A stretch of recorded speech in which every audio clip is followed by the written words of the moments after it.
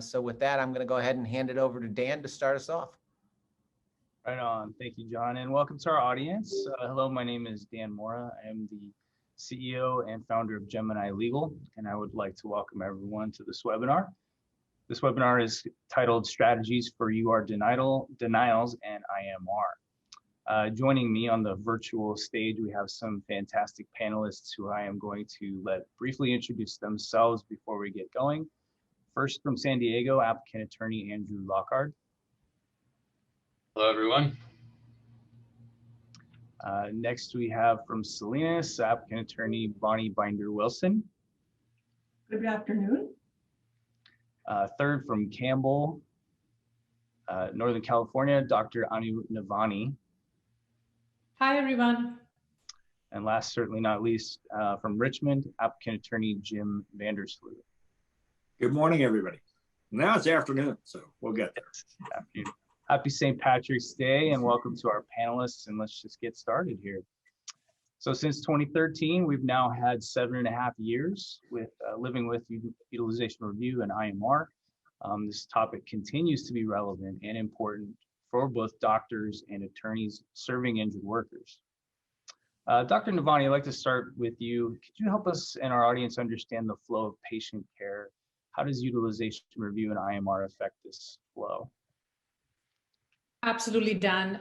This is something that medical providers live and breathe every day. So absolutely happy to. I would love to share my screen, and that will help us understand, why we do it and how we do it. So here we go. Can everybody see my screen? Yep. Perfect. So let's start the slideshow. So just a brief introduction as to who we are. Comprehensive Spine and Sports Center is a multi-specialty orthopedic spine and musculoskeletal group. I am the medical director of that group. I have been a pain management specialist in Northern California for more than 20 years, interacting with workers' compensation patients through my appointment at Stanford University as well as in private practice. And with the group of providers, 50 or so providers that we have, and dealing with workers' compensation issues on a daily basis has led us to realize how important it is to have a good system of dealing with UR and IMR in a systematic fashion to be able to attain good results and effective results with our patients, and especially in terms of approvals and effective treatments. With that said, here is a brunt of what we do. We bring surgical practices as well as rehabilitative integrated practices, along with multidisciplinary integrated setting to our patients in workers' compensation, with 8 locations in Northern California, and soon expanding to Southern California and beyond. And workers' compensation is a huge part of what we practice. And as you know, it's one of the most complex insurances that you can imagine, and requires very close collaboration with multiple stakeholders that are involved in the process. And that is why I think we need a systematic approach to be able to navigate care in these patients. Denials, as I'm sure you all will agree, leads to frustration on the part of the patient, leads to unnecessarily delay in recovery, increase in healthcare costs, and push the patients to chronic pain and disability. So we recognize the problem and we know that there has to be a solution. So in our practice in general, we have identified these problems as being the key elements in delaying and denying care. For example, the reporting requirements not being followed in our PR2s, or request for a treatment lacking justification or explanation, and the request not meeting evidence-based medicine, which is MTS Guidelines, or even ODG or ACOM guidelines, especially where MTS is silent. And the solutions that we have come together with in our practice has been understanding the system well, understanding its challenges, and writing a good PR2 that we often refer to as YES PR2, a bulletproof report that avoids denials at the first place, because we find that to be the best solution. If we can get the approval the very first time, then that is the best thing we can do to the patient.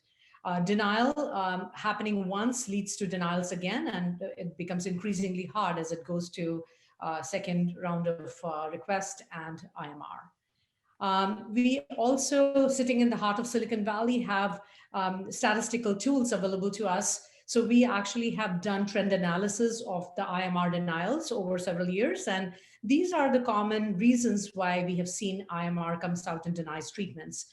For example, if you're requesting the treatment too early in the process of the injury, or if it's a very simple diagnosis rather than a complex injury, if patients have not tried and failed conservative treatments, if there are no red flags, negative physical examination, and most importantly, the lack of documentation of response of the prior treatments, and then again, lack of evidence-based medicine. So based on what we have learned from the machine learning algorithm that we have applied to our IMR denials, we have come together and written up guidelines in our own practice to be able to write a strong bulletproof report. And just to give you an example how we would be requesting any treatment, here is an example for an epidural steroid injection in the lumbar spine. The report would actually include and start out with conservative treatments that the patient has tried and failed, then would actually talk about the symptoms the patient has, evidence on examination that corroborate with the physical symptoms, imaging and electrodiagnostic corroboration of the findings, and then what we are trying to accomplish with that treatment, and then we attach the MTS guideline. Writing a report like that actually gets us the approval the very first time and avoids the unnecessary delay in care. The way we handle denials in our practice, and I'm sure this will lead to a lot of discussion since we have amazing panelists today, is that if we get the first denial, we'll bring the patient in really fast within 10 days for an internal appeal, and a peer-to-peer is what we'll request at that visit. We'll be ready, give them the times for when we are available for the peer-to-peer calls. We'll be ready with the information and take the peer-to-peer call. If there is a repeat denial, we avoid going to IMR since the denial rates of IMRs are really high.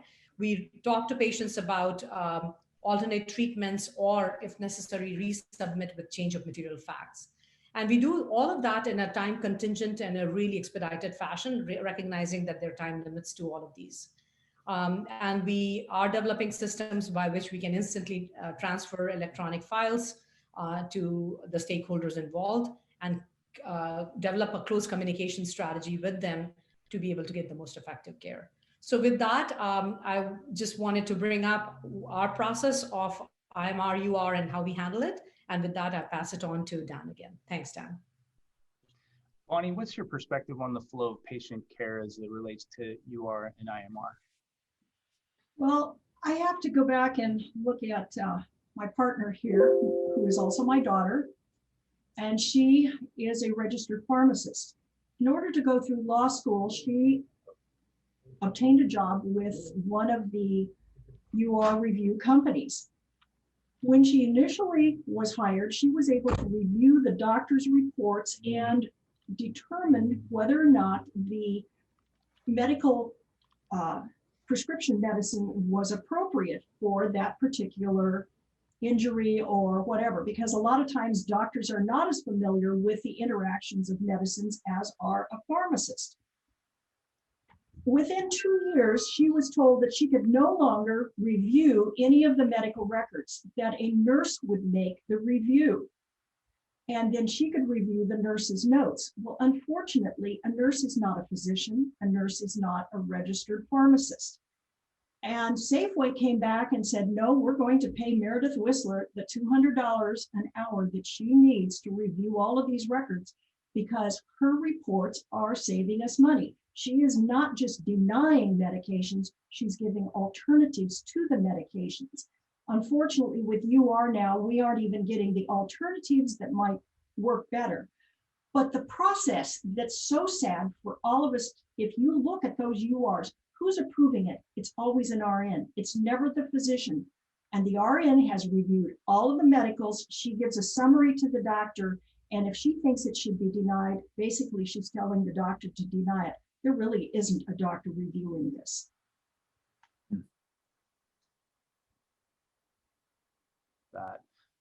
Jim, do you have anything to add? In terms of this level of the process, I'm going to say that I don't farm out my review of the UR decisions. They come in daily. I just had 4 of them come in this morning, and it sort of gave me a little fresh perspective on what it is that I look at and how we react to it. It's quite a bit of documentation. It doesn't take that much time. You know, from the attorney's perspective, you know, I'm less of an expert on what the foundation for the medical decisions are, and really more geared to whether the decision is timely or not. Is this something that I can contest on the basis of timeliness? I do look at the rationale for a denial decision. And have a mind to, you know, whether that might be approached again by the treating physician. We'll discuss a little later on what goes into and the logic and the logistics of a change in facts material to the basis for the underlying decision. But I'm looking for those things, and it does require pretty vigilant review of pretty much every UR determination that comes in. What's critical, and we'll get into this more in my own practice, is communication. Best to have immediate contact with claims, or if they're represented, with defense counsel. You know, I basically get pretty good response if I can show that the decision is untimely. It either wasn't communicated to me timely, or it wasn't communicated to me at all. The regulations require that communication be made to me. The defense is usually pretty good at reversing themselves when they realize that the documentation shows that they're a day late and $1 short. But failing that, there's little common sense that goes into this process, unfortunately. Or even with common sense of the prescription. You can go online and figure out what the prescription costs. Maybe it's $15, but they're going to pay $345 for me to appeal it. Where's the insanity in the system? It goes on and on. It does. And if you look at their benefit printouts, you see that there are long printouts of the UR determinations. They just call a little bit per deal. But if you stack them up, 250 of them, they wind up, approaching or exceeding the cost of the treatments combined. I was able to use that, Jim, in a case where it was a 30-year-old case. The lady was hit in the head with a baseball, and I had 11 medications a month that had to be appealed. Take that times 12 months times 6 years. They settled the case for $1.3 million. Yeah, that's a very good result you got on that one. I think it is imperative. Well, it's not in my own practice. It's imperative that we process each one of these. And even old cases, you know, I have open medical awards where I've got awards over 3 decades. I've been in this business for 4 decades, and I actually have a couple of cases that are older than me. So. But it keeps on going, and if they don't have me on their service list, they have a problem. I get contacted by old clients that say I don't get any treatment. They live in Mississippi, and come to find out, there's been all these determinations that haven't been sent to me. You know, I bring it to their attention that, you know what, you goofed. All this stuff is bad. As a matter of fact, is subject to penalty for the failure to do what the regulations make mandatory, and you're denying treatment on the basis of it. Andrew, I'm sure you've experienced with some of your clients a delay in care as a result of UR and IMR. Help us understand, you know, what your perspective is on the flow of patient care. Sure, I echo many of the same thoughts as Jim and Bonnie.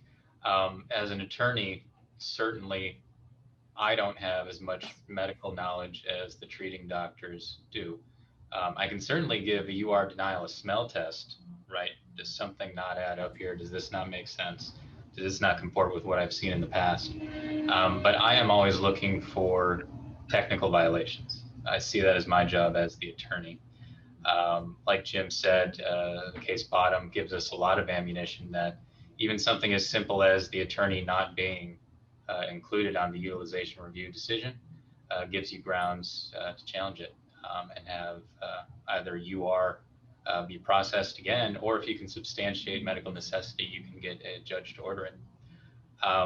Those are my general thoughts. I would say too that in broad strokes, my approach is often resubmit again and again and again and again, and hope one gets past the goalie.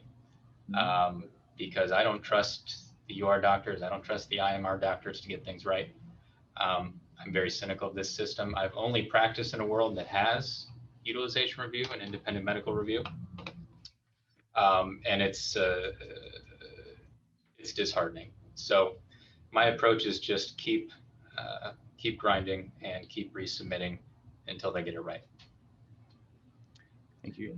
Andrew, thank you so much for what you said. I think what the physicians would really benefit from, and I think all the attorneys and the attendees here, if you could reach out to the physicians you work with and provide them a list of articles that or elements of the denial that would call for, stronger case in terms of getting reapproval, or something that's technically wrong with the denial process, I think that'll help us a lot.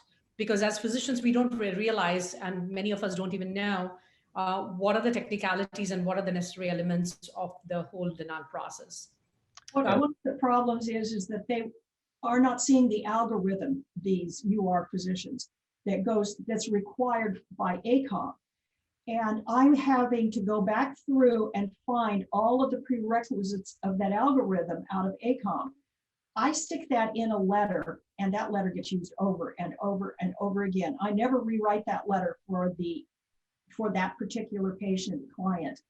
And it seems to help the doctors understand. And I have those documents, those medical reports, all put together under Adobe that show the progression through the algorithm. And I'm getting maybe 20% overturned, which is better than normal. From a medical provider standpoint who evaluates these patients on 2 or 4 weekly basis, these patients are here and they need treatments now. And these denials cause unnecessary delay. They push them to chronic pain and disability, which we try to avoid, prevent them from staying at work or returning to work. And so the fastest method that I've seen develop is writing a good report to start with. But when these denials roll through, I think looking at risks versus benefits, yes, we can keep asking for approvals or keep appealing. But end of the day, if we keep doing that and keep getting denials, it leads to frustration on the part of the patient. At some point, they say, enough is enough. I want to settle my case and be done with it. And it doesn't serve anybody any good if they've not had a good outcome. So would love to hear from the panelists the solutions that you feel would be instrumental in getting that whole vicious cycle broken. What I have been able to do is we have a streamlined process. We do an internal appeal. We feel we have high success rate with that. We do peer-to-peer calls for really necessary treatments, and we get people moving to change of material facts and so on. We have that whole cycle that we follow. But we feel time is of essence and we can't keep appealing these denials. So any help from that end or insight from that end would be highly appreciated. Yeah. If I could ask, Doctor, what part of your process is actually assuring that your recommendations are N2s or other guideline compliant? That we get denials because of lack of documentation of X, Y, or Z. And they're not making those denials on the basis of textbook medicine, but rather they have two computer monitors in front of them, one with the doctor's report and the other with the, with the M2's guideline. And if they can find a basis for saying that, well, you didn't show documentation of functional improvement, and that's required under the M2's guidelines, therefore you're out of the batter's box if you don't show that documentation. What can the doctors do to assure that their recommendations are M2's compliant? Absolutely. I think there is enough in the MTS guidelines to be able to get patients good quality care. So like I was saying earlier, a PR2 should be written with all competence in place. If there is any missing piece of those requirements that I showed, we feel like we can get an easy denial there. So getting information on why we're requesting a treatment, what the patient has tried and failed, how the physical examination corroborates to the history, how the imaging findings corroborate to both history and physical examination, and how the MTS supports it, and putting it all in the same report.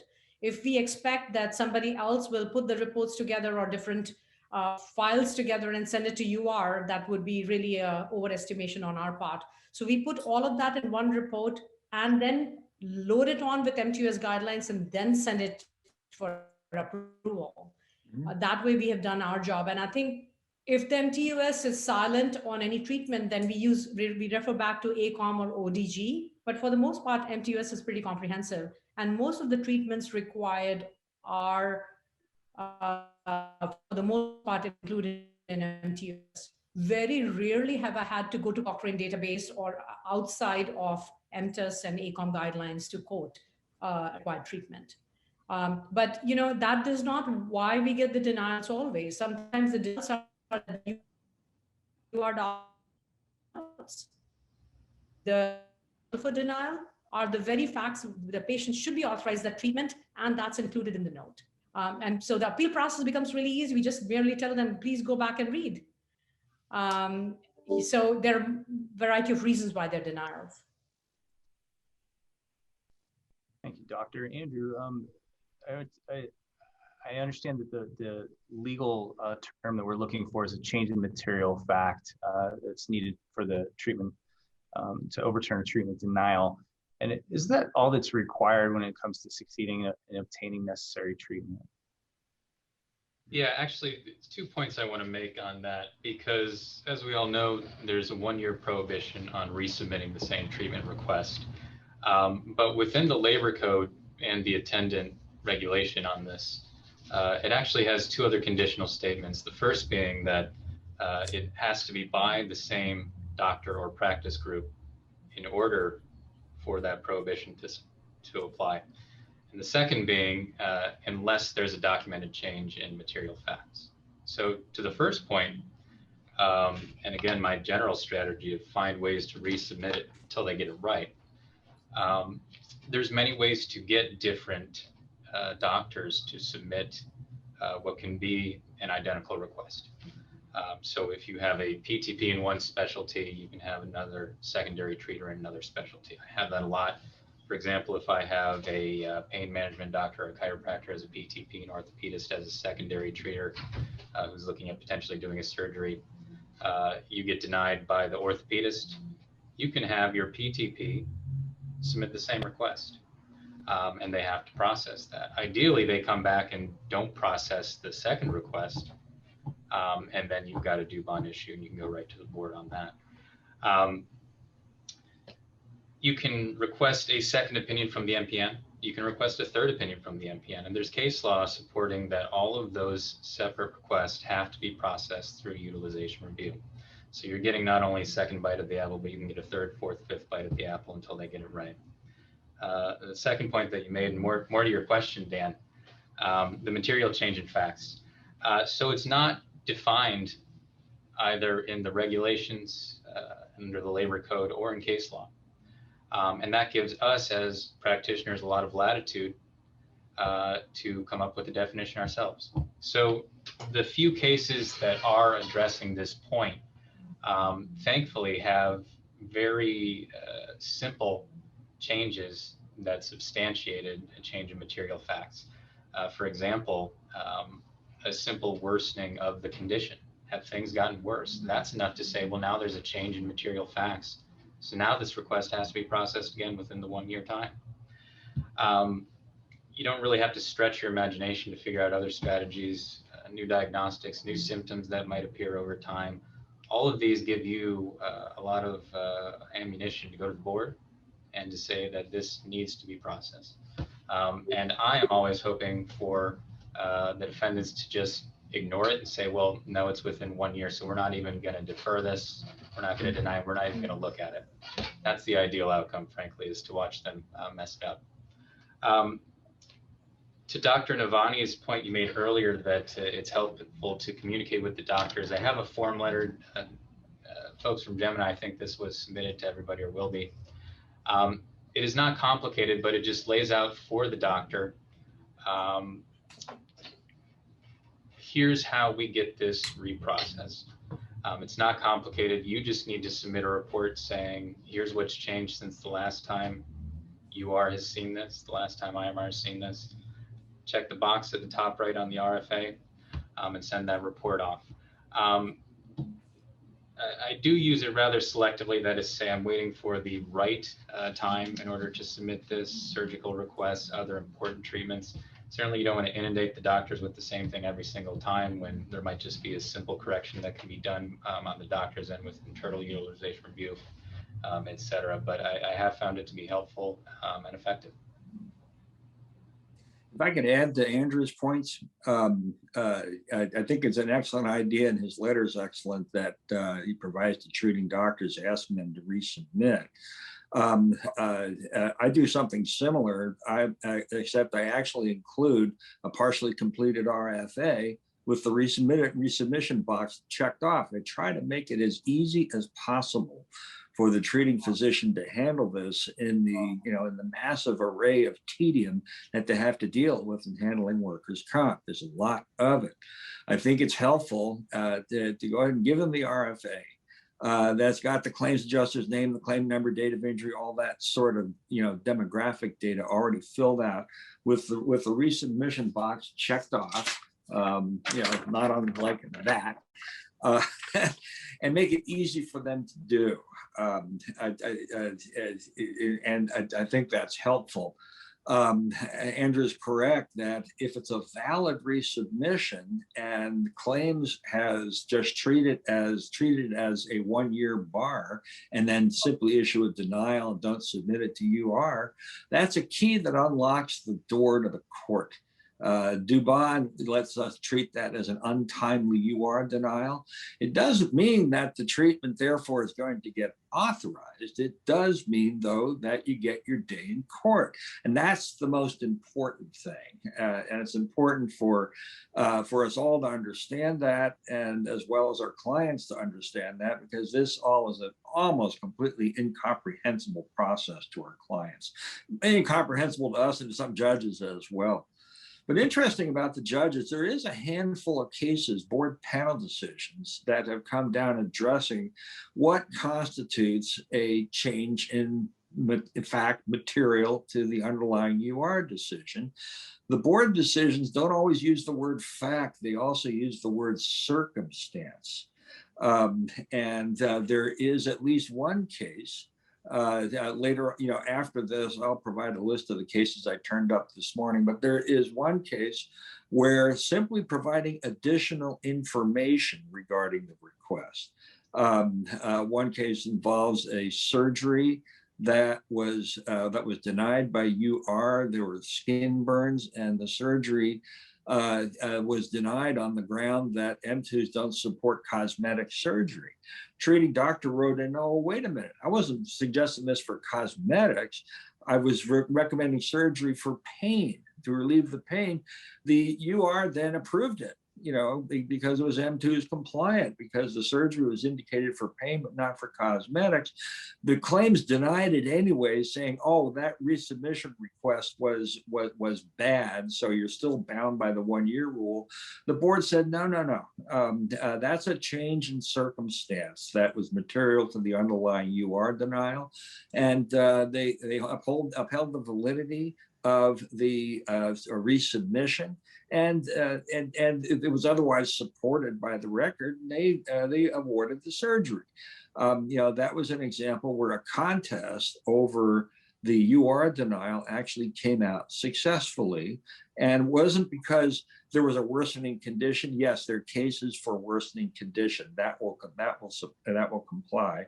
Additional information will comply. I wonder, I didn't find a case because I see that I'm going to say a majority of my UR denials are for lack of documentation. Lack of documentation of functional improvement, lack of documentation of this or that. Well, what if after the fact, the treating doctor provides the documentation? Either a declaration that there's been improvement, or something in the chart that didn't make it in. Speaking of charts, I make sure that the charts always get to IMR. the whole thing, not just medical reports, because the clinical information it may be pertinent in ways that you don't necessarily know as lawyers. But anyways, the board has given quite a bit of latitude for what constitutes a change in material fact or a change in circumstance. The word circumstance does not appear in the labor code. 401060K says, change in the facts material, the basis of the UR decision, but the board frequently uses that language, change in circumstance. And I think it's, very much worthwhile paying close attention to that.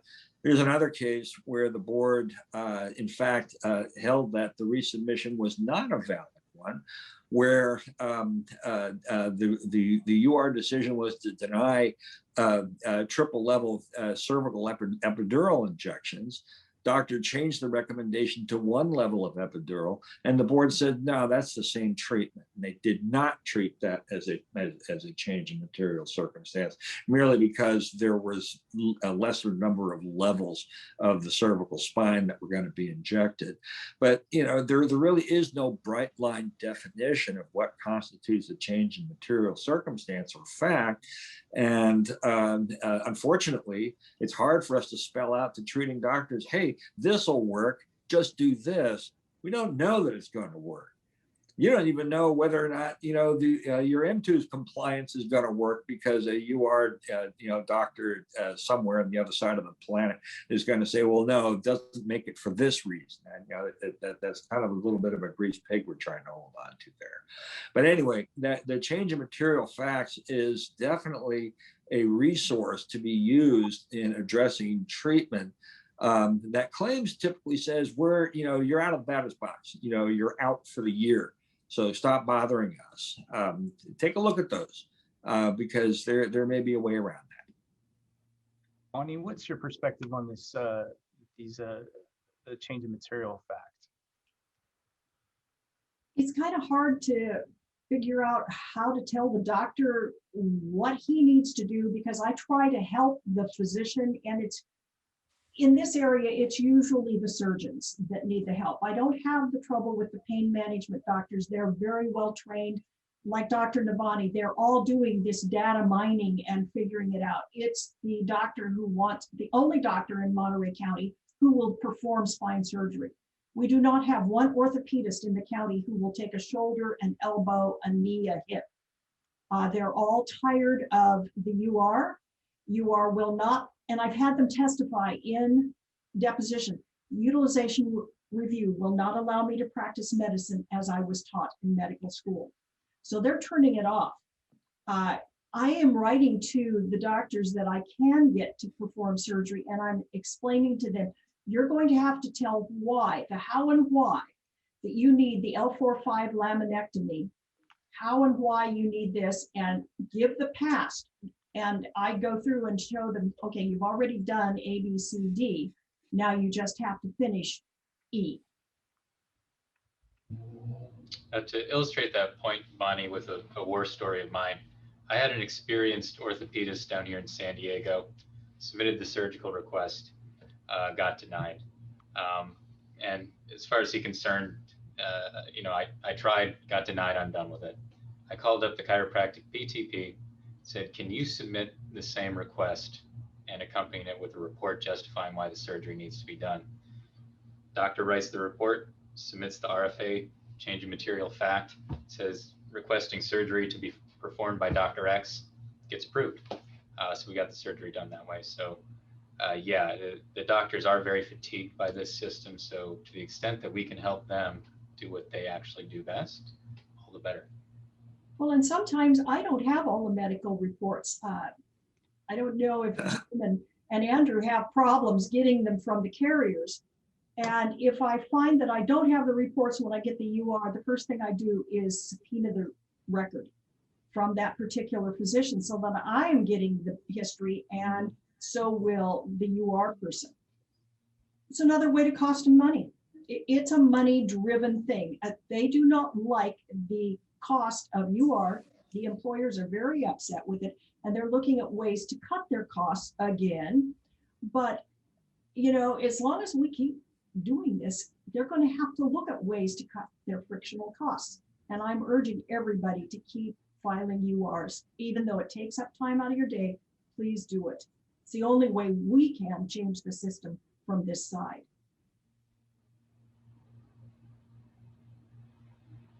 So I have a question that came in from the audience, and I know, Jim, you touched on this briefly, but what about blowing up the IMR with LC 9300? Do you want to dive into that a little bit more? Labor Code 9300? I need some help by what you mean. Sure. So 5,300. 9300 was except as otherwise provided by statute. Before giving a stop payment notice or asserting a claim against a payment bond, a claimant shall give preliminary notice to the following persons: the public entity, the direct contractor to which the claimant provides work. So that's what that. Yeah. Okay. Whether you satisfy all the prerequisites for meeting those, those technical details. That's to be honest, I haven't given it any thought. And that may very well be a way to go. Maybe I should look at that. I don't know, Andrew, do you have any input on that? That's news to me. I haven't thought about that before. Good deal. I did have another question. One problem is that when it's denied by IMR, it stands for 12 months. Is there any way to get around that? Yes, I think there is. It's 4616 and it's sequelia, and it's where you can get a second and third opinion, and if they don't like that opinion, then they go to the medical director and he appoints a physician to look at this. There's also what is it, Labor Code section 40 something, where you can get an evaluation, and it doesn't say it's within the MPN, but you can go out and pick somebody else and they have to pay for it, and you can do it as a one-time entity. So you've got that one plus going through the three within the MPN to get maybe that surgery authorized. I've got two of them spinning through that cycle right now because of the denials of the surgery. Great, thank you. And apparently I can't read so well, so they told me I was reading the wrong code. It was supposed to be 5,300. So I don't know. I need your glasses there, Jim. Thanks, John. Let me take my glasses off. Same comments about 5,300 is 9,300. I did feel like I got caught really short on 9,300. Yeah, 53 sounds good, but yeah, no, I to be perfectly candid, I haven't given that thought, and that may very well be a real gold mine to look at. All right, good deal.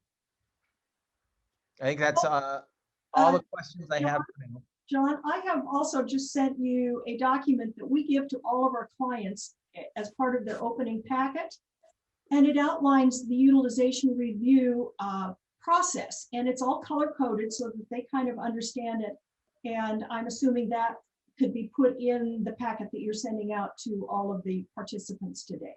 Absolutely will, thank you. Dr. Navani, is there instances where you're not receiving enough information from your attorney referrals? I keep talking about how we have to have really close communication with attorneys and the various stakeholders. I feel the attorneys do a tremendous job in trying to maintain communication, but we all are really busy and we have so much to tend to in our own roles. I wish there was a better way of communicating. I think the attorneys we work with do a tremendous job in communicating via emails or picking up the phone and calling and so on. I don't have any issues with that, but I feel like there could be better communication method, especially with the adjusters and also with the UR. So that's a work in progress, but I feel from the attorney standpoint, like I referred to earlier, it would really be helpful to all the physicians who practice industrial medicine to be able to have a list of those elements that they can call out for inappropriate denials. Also have a closer communication about when we want an internal appeal as opposed to IMRs. And that we have developed a good system with our own network of attorneys we work with, where we want to do internal appeals first. We feel we can actually have successful outcomes with that much more than sending them directly to IMR. So we get the patients in within 5 days. We will do a quick evaluation of them, reiterate and appeal the initial denial. And we'll call it an internal appeal, also asking for a peer-to-peer call at that point. And we tell our attorneys to hold off on filing the IMR for that short period of time that we get the patients in. And if that gets denied, then we move to IMR. So we have a good network and communication going with that. But I would encourage everybody in the audience to be able to maintain that kind of relationship and communication with the physicians they work with. I second that, Dr. Navani. Communication is really necessary. One thing I've noticed relatively recently is communication with IMR itself. I have repeated instances of IMR saying we can't complete this because we can't get a hold of the doctor to provide an RFA or to provide the information that we need. I kind of drop everything to go hustle that up. You know, I get in touch with the treating doctor, usually by fax is the way. I wish I could do it by email, but a lot of treating practices don't want to use email. But if I get the fax in there, usually I'll get a turnaround before the end of the day, and then get that faxed up to IMR before the end of the day. It doesn't always result in an overturn, but I am having a better circumstance with overturns than I did at the get-go. With this process, I'm probably getting a good 30% overturn rate now, as opposed to state averages, I think, at 8 points and under. And I attribute that a lot to speedy, fluid, prompt communication with treating doctors, with the patient, with IMR, and doing what we can to get the record that needs to be gotten there. And I am an advocate for getting all the treating doctors' records into IMR for the 1 year. I don't trust the defense to get that information in there. Agreed. So 2 more follow-up questions came in. The first one's to Bonnie specifically, and it asks, after that IMR denial, with what you answered on the last question, they said, Bonnie, would that still be helpful to get a second opinion once the surgical has been denied by IMR? Yes, and I've had judges look at me and say, well, they want a disc replacement. What are you looking for, Ms. Wilson? And I have to look at them and say, wink, wink. Perhaps maybe another surgeon would prefer to have a fusion because it is a cervical spine, and we know that if you do a disc, maybe the level above or below goes out. Does a disc work as well as fusion? And I can then get the second opinion going. And we've even ended up with going to the medical director and getting the 4th opinion. And that was really crazy because this guy from Stockton came back and did a QME report. It wasn't an opinion at all. So we kind of dropped it there, and we could have gone back and deposed him to find out what he actually thought. But we had 3 doctors who said surgery was appropriate, and I think the person finally got it. Then we had one more question come in for Dr. Navani. How does your office handle phone calls from the UR doctors? Do you get on the phone with UR doctors, or do your RFAs comply with MTUS? So we try to get the approvals the first time, and just to preface the answer that I'm going to give you, our authorization rates are quite decent, actually. We get authorizations the very first time in the range of 60 to 70%, which is better than many other practitioners and offices I've spoken to. And I think it has been a work in progress that we have been working on for the last 20 years and getting the system in place. Having said that, I think the key is really to write a good report right from the get-go so that you get the authorization and approval the first time, because it gets increasingly difficult with denials and re-denials. Having said that, it's inevitable to have denials. And if that so happens, we try to do peer-to-peer calls.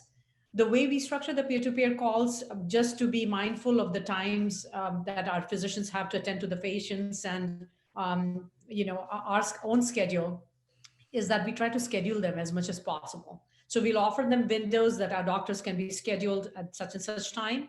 The UR will many times comply with that. Also, we are mindful of, what's really, really important for a patient. For example, surgery or an injection or a psychology care or psychiatrist referral. something of that nature, we'll get on the phone with them as soon as they call, as opposed to some of the other denials or perhaps other calls like NSAID, for example. We would perhaps reschedule that another day, or we'll have to prioritize the risks and benefits of treatment in a patient and our own times and so on. So the answer in short is we write a good report to start with, consistent with MTS guidelines. If we get a denial, we try to schedule peer-to-peer calls, but for urgent denials and urgent services, we'll get on the call right away with the patients. I think the three attorneys of us can agree that our permanent disability is greater than I've ever seen it. I have defense attorneys asking me, Bonnie, why do you have so many 100% cases? And I look right at them. Your client denied treatment. Correct. You want to have less permanent disability than authorize the medical treatment because the doctor they know what they're doing. They've gone to medical school. I haven't. So I'm going to take the tools you have given me. And I probably have 20, 25 people that are sitting in line for 100% right now. Wow. So we have just 9 minutes here. We're going to wrap up. I'd like to get from each of you, what's your one takeaway from this topic? Let's start with you, Bonnie. Well, it's a process I dislike very much. I've been in business not quite as long as Jim, but about 35 years. And I've worked both sides of the fence. So I know from the defense perspective and the applicant's perspective what a good adjuster was. And that good adjuster could override anything. The young adjusters now have no authorization to even pay for an aspirin if UR doesn't approve it. Even though that ibuprofen or that aspirin may be off the list and you can get as much as you want, they still have no authority. Some bean counter in New York City that is trying to keep their stockholders happy and making them money has decided how we're going to treat what's going on here in California. And that's a problem. Andrew, what's your perspective? I think I've reiterated it several times, but keep submitting. Like I said, I find the whole UR IMR process very suspect. Don't trust it. Don't trust it to get the right outcome. And I'm going to keep taking shots until something goes in the net. I like that a lot. Jim, you have a sports analogy? Actually, I'm trying to think of something Irish that goes along with my green tie, but I'll stick with the Guinness. But be that as it may, but sort of to add some color to both Bonnie's and Andrew's points. Bonnie's right. Frontline adjusters are rarely authorized to do anything other than obey utilization review. That's come about industry-wide, really, and it's not just workers' comp insurance, but it's all. I've got construction defect people that I work with, and all sorts of different array of insurances, and everybody's getting the same story, which adjusters are really hamstrung, and they lose their jobs if they don't abide by their rule. What once were considered benefit providers are now benefit defenders. And if their creed is anything other than holding back funding, then they get in trouble. And I do find what's necessary to help them out with that, because they're in a bit of a tough spot. You need to understand that. They're not just plain old bad people, some of them aren't, but basically they have a bad job description, and you need to do what you can to help them satisfy those prerequisites in their job description to get the job done. That requires a vigilant communication, reading the correspondence, basic takeaways, read all the mail, even though those UR denials are 18-page monstrosities that frequently are 3 different packets all sort of lumped together that somebody's doing from home during COVID stay at home. Read it all. Scan it on paperless so you get it paperless and easy to handle, and communicate about it. You know, get the stuff out. I do make a practice of getting the treating physician's charts with each and every IMR app that I file. And I think that gives IMR doctors something additional to look at. And they got to look at it. When you look at the IMR final decisions, they say who their information is from, injured worker or claims rep, and what the information is. And if they're getting the whole picture, they're getting a better picture than if they only have some redacted record of 3 RFAs and 1 report from 7 years ago. You know, so that's part of what it's about. We can make it work better, so long though as we're hamstrung by a formulaic effort to reduce cost. Cost reduction formulas typically result in cost enhancement, and we have a long history of that fact of life. And that's going to take more than us to change. It's going to take legislation and a governor to sign. Thank you, Jim. Dr. Navani, what's your one takeaway? I feel we are all on the same team.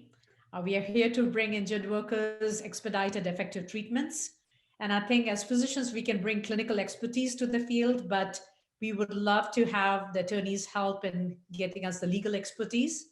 And I think if we have both the medical and legal expertise, we can overcome the challenge of UR and IMR.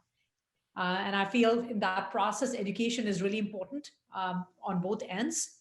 And then also maintaining close communication. So though that would be my takeaway. Well put. Unity, communication. Very good. Thank you all for participating. We were very much fortunate to have great panelists, great attendance. I think that everybody drew a lot from each other here. We're very excited to be presenting another webinar in a month or so. So stay tuned for that. Thank you again, Andrew. Thank you, Bonnie, Jim, and Dr. Navani. Thank you for your time. Thank you. Thank you. Stay well, everybody. Happy St. Patrick's Day.